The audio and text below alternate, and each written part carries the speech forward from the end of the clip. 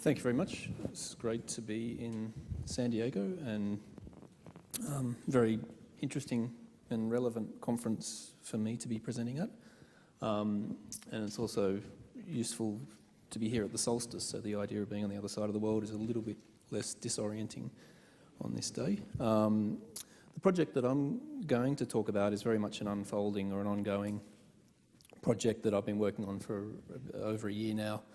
Very much as part of a team of researchers and collaborators, and I guess the whole idea of building bridges between neuroscience and architecture is very relevant, I guess, in us reflecting on the way that we've started working.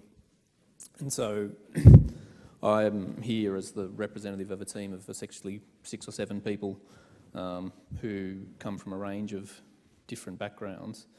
I myself am a practicing architect, and I was also the head of the architecture program at the University of Newcastle in Australia. And we work with 2 neuroscientists, Michael Nilsson, who's a professor of neuroscience, and Rowan, who's an associate professor, and then Sue-Ann represents landscape, and Chris and Warren architecture and product design, respectively. And so 4 of us work within the School of Architecture, and 2 of us work within HRMI.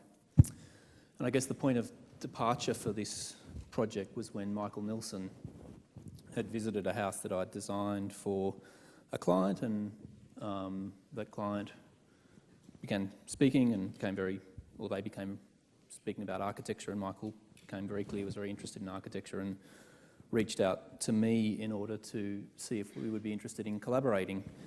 And it was obviously very exciting for me to receive a call from a scientist, particularly when you're operating in a field as self-indulgent as architecture.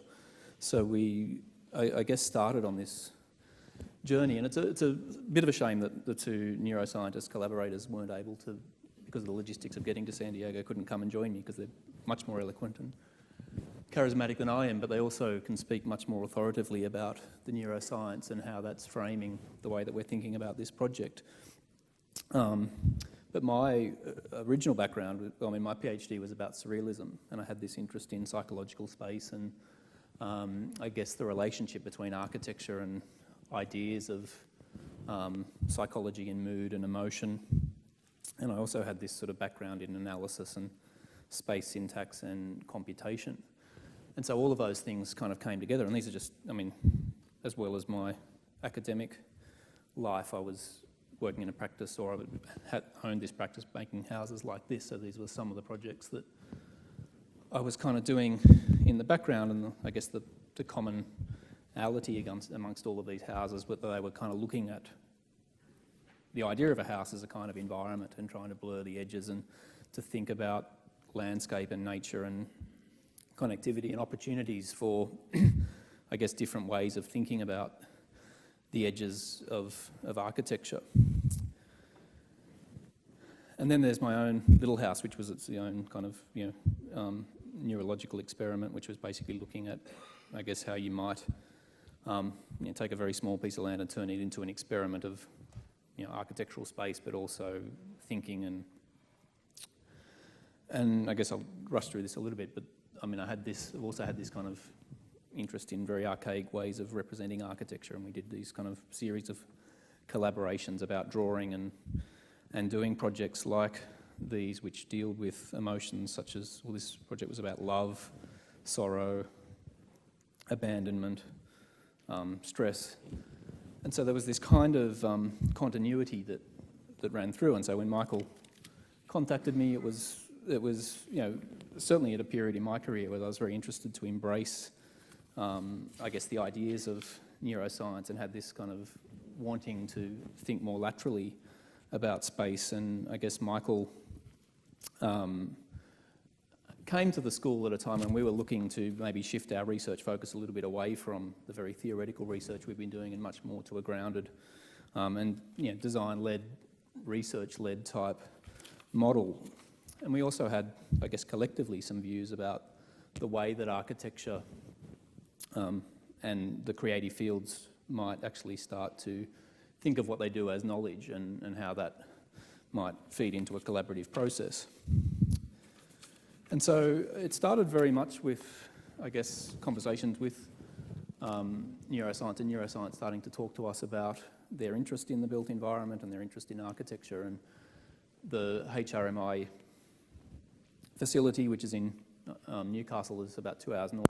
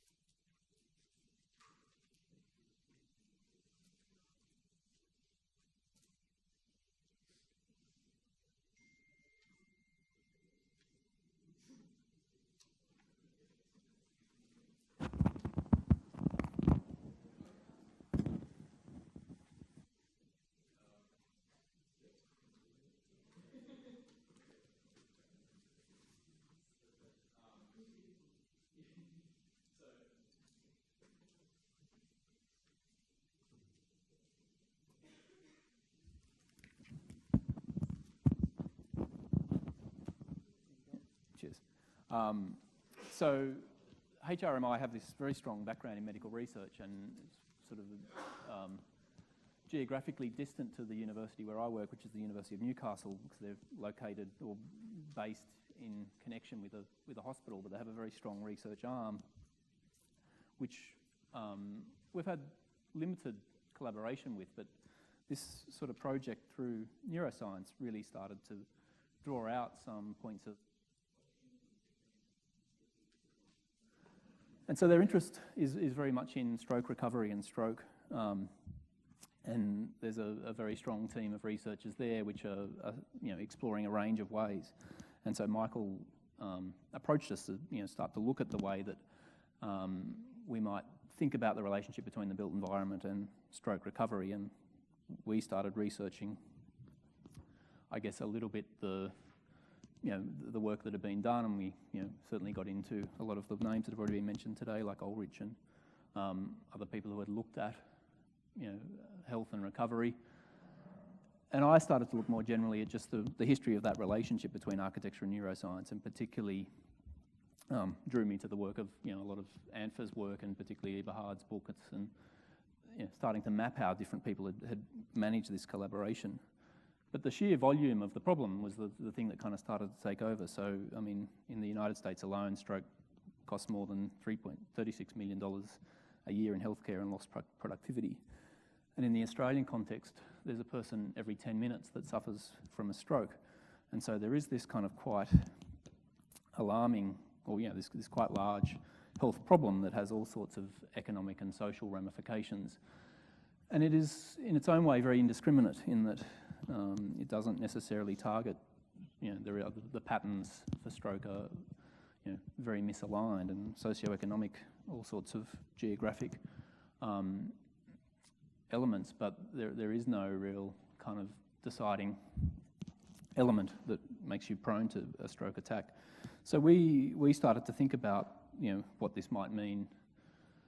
And in where I'm from, in Newcastle, in the Hunter region, there were 600 a year happening, so almost 2 a day. So there was this kind of very large body of health data that was starting to emerge. And I guess the other, I guess, factor that really started to skew the way we began to think about this was that 65% of the people, 80% of the people that have a stroke in Australia are over the age of 65. So there is a demographic of ageing that is not necessarily well accommodated by the built environment within Australia, or necessarily a conspicuous member of the way that we approach design problems. This is just a little bit of a point of departure, but this is Federation Square in Melbourne, which was designed by a young firm, very high-profile firm. It was their first building, and Peter Davidson, who was one of the founding partners of that firm and the designer of this building, had a stroke at a relatively young age just after the completion of this building, and so part of his rehabilitation was to get involved in drawing and producing these quite remarkable, very architectural kind of type graphic drawings that started to make us, or made the architectural culture in Australia much more aware of stroke as an issue and the debilitative kind of nature of it, but also that stimulation and recovery was very much geared towards creativity.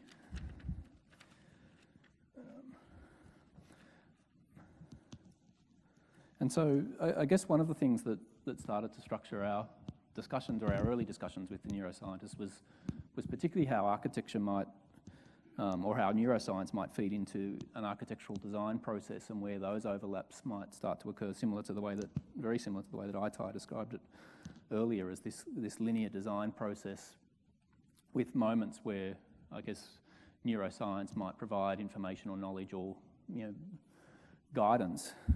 And then we started to map against the recovery process, or the stroke recovery process, and the aspects of that which were related to architecture in various ways, and how architecture, I guess, in some ways was related to recovery.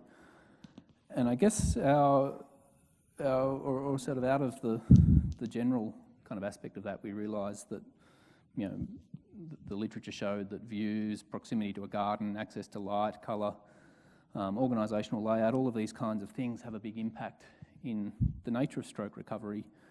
But most of the, I guess, research, or the tangible research, had been done within institutional environments. And so as we started to look or learn more about the recovery process, we started to learn about, I guess, the way that architectural settings and scenarios mirrored stages of recovery.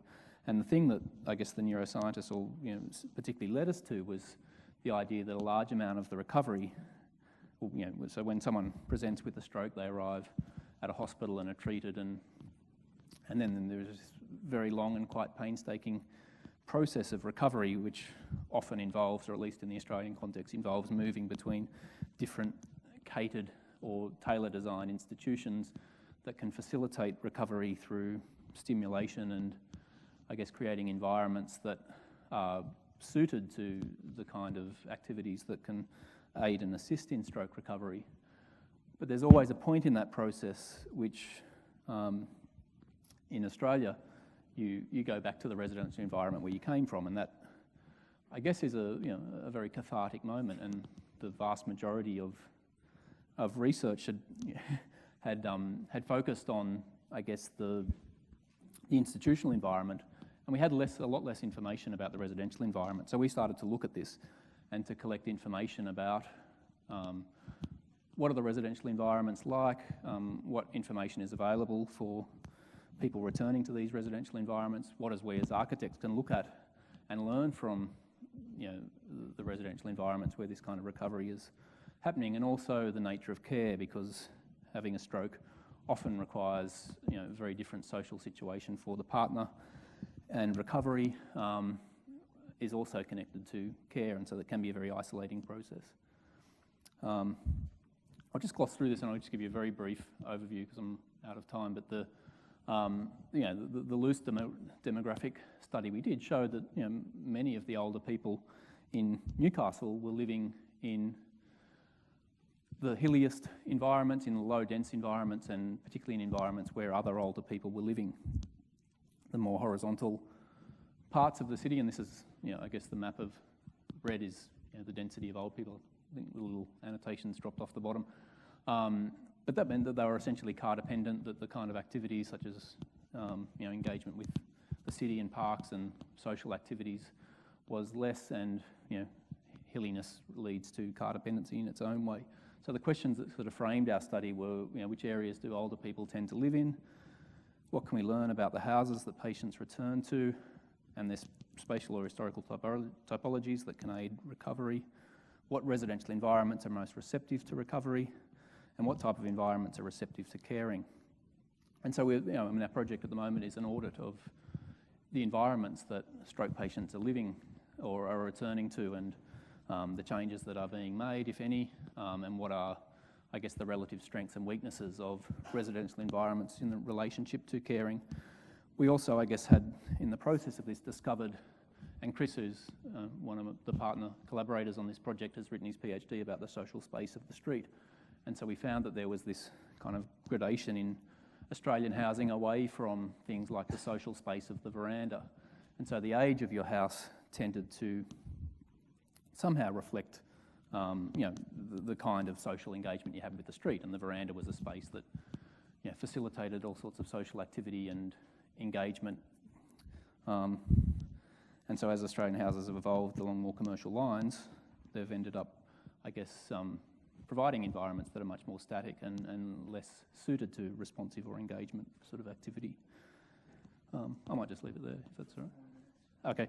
I mean, this is, I guess, part of the next project that we are looking at, and like I said, it's very much a design research collaboration where we're looking at neuroscience being part of a design team to design a prototypical aged care housing model. So we're looking at, I guess, opportunities within conventional design where we can actually use design to enhance and engage with technology to provide more data about patients and to remove some of the barriers that are clearly responsive or are clearly limiting stimulation in urban environments, particularly at a commercial level. So we started looking at simplifying key zones. We particularly have looked at walls and I guess the inflexibility in regard to walls. And we're looking at services and these kind of elements and how we might actually start to be more clever and more responsive in providing a higher end of design, but also, I guess, working within commercial and social structures of Australian aged care housing. And a very big part of, as was mentioned in the previous talk, of the work that we're doing is about the engagement with the outside and exercise and encouraging people to be more connected with their external environment. So we're particularly interested, I guess, in the interface between the inside and the outside world, which is maybe an Australian preoccupation in some senses, but is very, I guess, central to the way that we are starting to frame this problem. And so the big part of our collaboration, and I'll just conclude, the sort of cluster at Newcastle of neuroscience and architecture is very much, I guess, devoted to, or in the early stages of developing opportunities for design and opportunities for us to, I guess, frame design problems through neuroscience and to, I guess, use design in a way that can collect knowledge for science at the same time as science can provide knowledge for design. Thank you. Sorry, I might have run. Thanks very much, Michael.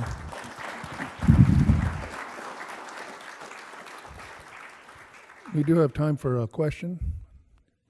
Michael, you want a microphone? We don't have any time waiting for a microphone, though. Okay, so at USC, you're working with stroke patients, not in an architectural environment, but in terms of manual skill. And one of the issues there is that usually one hand is impaired and the other isn't.